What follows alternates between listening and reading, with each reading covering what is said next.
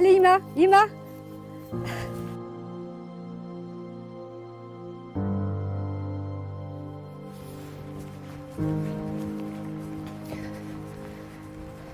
Dans ce reportage, je vous amène à la découverte de l'Ariège, des sommets de ces montagnes aux surfaces de ces lacs, de ces refuges à ces hôtels de charme. Mais d'abord, place à la nature. Je suis au cœur des Pyrénées centrales avec ma nouvelle copine Blanquita. J'aurais aimé vous montrer les montagnes de la haute vallée de l'Aston, mais c'est un petit peu bouché. Alors en attendant, je vous propose d'aller dans les plaines, au lac de Montbel, parce que l'Ariège, ce n'est pas seulement des montagnes.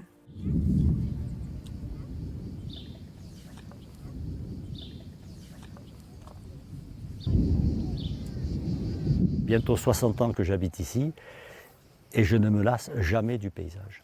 Habitant sur les hauteurs du village depuis 1963, Pierre a vu naître le lac de Montbel. Là, je vous amène sur un point qui domine le lac. Voilà, d'où on peut observer les jours où il n'y a pas de brume, les Pyrénées. Le lac de Montbel est un lac artificiel créé en 1984 pour prévenir les périodes de sécheresse en Ariège, dans l'Aude et en Haute-Garonne. Ces eaux turquoises sont alimentées par la rivière de l'Hers-Vif qui prend sa source dans les Pyrénées ariégeoises à 1500 mètres d'altitude. Au fil des années, Pierre, ancien exploitant agricole et maire du village depuis 15 ans, a vu croître la faune et la flore autour du point d'eau. Nous avons vu apparaître de nombreuses espèces d'oiseaux marins, entre guillemets, qu'on ne voyait pas auparavant. Donc les premières années, nous avons été envahis de foulques. On n'en voit quasiment plus. Bon, après les espèces de canards, on a vu des espèces comme le souchet, et on n'en voit plus aujourd'hui. Les premières années, ils étaient très nombreux à être présents et ils n'ont pas disparu, mais on ne les voit plus. Là, depuis quelques mois, je pense que c'est un ancien agriculteur qui élevait des oies sauvages. Il les laisse en liberté et elles ont pris l'habitude de venir nicher à Montbel. Et le lac n'a pas seulement attiré les oiseaux. Quelques années après sa création, il devient un lieu de détente. Aujourd'hui, il constitue un réel attrait touristique. On l'appelle la petite station balnéaire de l'Ariège. Sur les plages, il n'y a pas seulement des gens du coin, mais aussi une population étrangère venant le plus souvent d'Allemagne, de Belgique ou de Hollande. Le ciel s'est éclairci. Retour à la montagne. Je suis partie du village de l'Aston et je me dirige vers le refuge de Rulle, situé à 2185 mètres d'altitude. Il est à la croisée de plusieurs chemins de randonnée. Nous sommes dans le haut pays ariégeois, qui représente les hautes montagnes des Pyrénées avec des sommets de plus de 1000 mètres d'altitude. C'est une des 3 régions de l'Ariège, avec la Plaine, située dans le nord du département, et le piémont pyrénéen, constitué des collines prémontagneuses de moins de 1000 mètres. Sur le chemin, j'aperçois un vautour, plusieurs même, qui semblent s'affairer autour d'une carcasse. Joanne, qui est derrière la caméra, et moi-même, nous nous attendions à un beau soleil.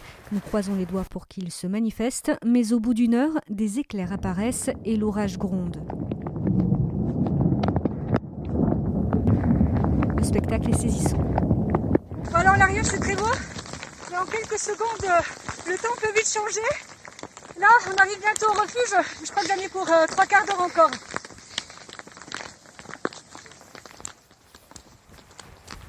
Et soudain, le refuge.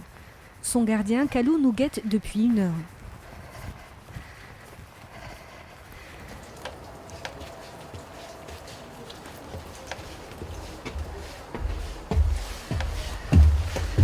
Bonjour Kalou. Salut, Là. ça va? Quelle pluie, un orage. Ouais, c'est les aléas de fin de journée en ce moment. Le temps change imprévisible. Ouais, complètement. Et puis là, tu vois, ça se relève déjà. C'est magnifique. C'est très beau, ouais. Vous me montrez le refuge? Ouais, bien sûr. Yeah.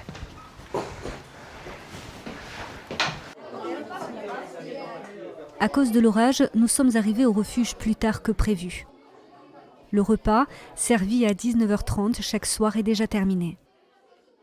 Avec la pluie, il y a une condensation à l'intérieur de notre caméra. Nous recommencerons à filmer plus tard, après que Kalou nous prête des vêtements chauds. Merci. Avec Jean-Yvan, les 2 autres membres du refuge, ils nous accueillent pour partager un repas dans leur coin à eux. Il est près de 22h30, leur journée s'achève à peine. Difficile dans ces conditions de profiter de la montagne. Il y a plus de boulot, ça c'est sûr qu'il y a plus de travail. Depuis 3 ans, Comment ça se fait c'est exponentiel. Il y a eu des aménagements de fait, il y a eu des actions de communication menées aussi, et ça porte ses fruits. Et puis nous, on essaie aussi d'être au top, et on a des gens qui viennent, qui reviennent, qui viennent tous les ans, qui viennent plusieurs fois par saison. Enfin bon, c'est chouette de les fidéliser. Et du coup... Après, on profite du paysage quand même. Ça, c'est quand même une valeur importante. On se lève le matin, on est dans la montagne. C'est clair. C'est clair, ouais. Et hier soir, par exemple, on était dehors, on regardait les éclairs, c'était magique, quoi. C'est des moments en bas, on les a pas toujours, même quasiment jamais. Exactement. Tout d'un coup, on entend le compteur d'électricité du refuge s'emballer. Qu'est-ce qui se passe? Tu me passes la clé. Hop, j'ai oublié. Waouh! Oh con! Non, mais Tu veux pas y aller? Il y a des éclairs. Parce que là, en fait, comme vous êtes autonome énergétiquement, c'est ça, qu'est-ce qui se passe? Eh bien, il faut qu'on gère tous les appareils électriques, savoir exactement ce qu'ils consomment, ce que l'on consomme à l'instant T, savoir combien d'ampères on a de disponible sur tout ça. Et donc, en fait, l'orage, avec la montée des... Enfin, il y a la pluie, Oui. bassin versant, et là, on était descendu, il n'y avait plus d'eau, quasiment. Et là, avec l'orage, on reprend de l'eau, donc on peut remonter en ampérage. Oui. Comme ça, on va pouvoir consommer un peu plus sur les appareils. D'accord. Et quand on n'a plus d'eau, normalement, ça se passe là fin août, début septembre, voire fin septembre. Et là, on est arrivé, on est le 20 juillet, et on n'a plus d'eau. Alors toute pluie est bienvenue. Kalou revient quelques minutes plus tard. on n'a pas eu d'hiver, donc très peu de neige. Donc nous, ici, en plus des panneaux photovoltaïques, comme il peut y avoir sur la plupart des refuges, on a une turbine qui nous permet d'injecter à plein régime 4 kW dans le refuge. D'accord. Ce qui nous a permis de faire évoluer le fonctionnement, d'avoir de nouveaux appareils, d'avoir un lave-vaisselle. Donc là, effectivement, c'est une journée pluvieuse, vous avez pu vous en rendre compte. Oui. Donc le niveau d'eau va remonter, donc là je suis allé adapter l'ampérage afin de pouvoir profiter de ce surplus d'électricité pour le fonctionnement du refuge. Et forcément, tout marche à l'économie. Il est presque minuit, il est temps de dormir. Au premier étage du refuge du Rul, il n'y a pas d'électricité. C'est pour ça que je m'éclaire avec mon téléphone portable. J'espère que vous pouvez me voir. Ici, c'est très simple, mais authentique. On est au cœur de la montagne. En revanche, si vous préférez des logements moins spartiates, je vous amène au château de Lompré, à 1 heure d'ici. Un château logea, il y a 2 siècles, la vicomtesse de Sachet. Changement de décor. Voici la chambre bleue, une des 8 chambres que compte le château de Lompré, un hôtel-restaurant qui a ouvert ses portes en juin dernier. Situé à Varilhes, dans le sud de l'Ariège, c'est sur ces terres qu'au 5e siècle, l'évêque de Tours est assassiné par les Wisigoths. Martyr, il devient saint volusien, patron de la ville de Foix. Au XVIIIe siècle, la bâtisse est habitée par l'évêque de Pamiers, dont le livre de messe est conservé ici. Nous avons voulu un petit peu retracer l'histoire de cette demeure sur pratiquement 3 siècles. C'est vraiment ce livre de messe qui constitue donc la première étape dans la construction de cette demeure de charme. Au XIXe siècle, l'Ariège est très prisé par les aristocrates anglais à cause de ses nombreuses stations balnéaires. L'une d'entre elles, la vicomtesse de Sachet, achète la demeure. Aujourd'hui, son style règne encore dans le château. Des établissements de luxe comme celui-ci en Ariège, il y en a peu. Mon objectif, c'est de faire de cet établissement un établissement multi-clientèle. Voilà, j'aime bien ce terme-là parce que je veux vraiment que de 8h du matin à minuit, il y ait tout type de personnes, tout type d'âge. Voilà, il y a tellement de manques sur le département qu'on essaie un petit peu de combler tout ça, à petite échelle bien sûr. Et tout en proposant des séminaires avec team building grâce aux nombreuses activités nature dans le département. Retour au refuge. Il est 8h du matin, les randonneurs s'apprêtent à partir. Plusieurs chemins partent du refuge du Rul et notamment le GR10, qui est la grande traversée des Pyrénées de Banyuls à Hendaye. Certains font le GR en un mois d'une traite, d'autres par petits bouts. C'est le cas de ces 2 amis parisiens qui ont choisi la partie ariégeoise. Ils sont partis de Gouliandron et se dirigent maintenant vers le pic du Canigou. En tout, il y a 170 km.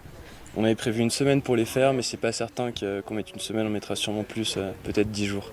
C'est la première fois qu'on fait un GR10 et effectivement, on n'a jamais vu d'autres parties du GR10, mais Elle est très raide à la fois dans les descentes et dans les montées. C'est-à-dire que c'est tout le temps raide en fait. La partie ariégeoise. La partie ariégeoise est tout le temps raide, aussi bien dans les descentes que dans les montées. En fait, c'est des dents de scie permanentes. On nous fait monter très haut pour descendre très bas. Et pour vous donner une idée, moi j'appelais ça l'enfer vert. Parce qu'en fait, c'est des forêts. On traverse des forêts énormes et on voit même pas le ciel en fait en réalité. Donc on enchaîne et voilà. Cette famille a décidé de passer une semaine au refuge et de rayonner autour chaque jour. Ça fait pas mal de temps qu'on rêve en famille, donc avec nos 4 enfants, de faire une balade en montagne. Et là, maintenant que la petite dernière a 12 ans, toute la famille est en âge de crapahuter sac au dos, ce qu'on a fait cette semaine. Pas trop dur? Ça dépend des jours. Alors, extraordinaire, on n'a pas eu d'ampoule. En revanche, effectivement, hier, une balade de 6 heures, ça a été un petit peu compliqué pour notre petite Mathilde. Et je me suis foulée la cheville. Et Jeanne s'est foulée la cheville. Il y a 2 jours, on est monté tout en haut d'un pic à 2450 mètres. Et on avait vraiment une vue magnifique et c'était vraiment, vraiment sympa. Ouais.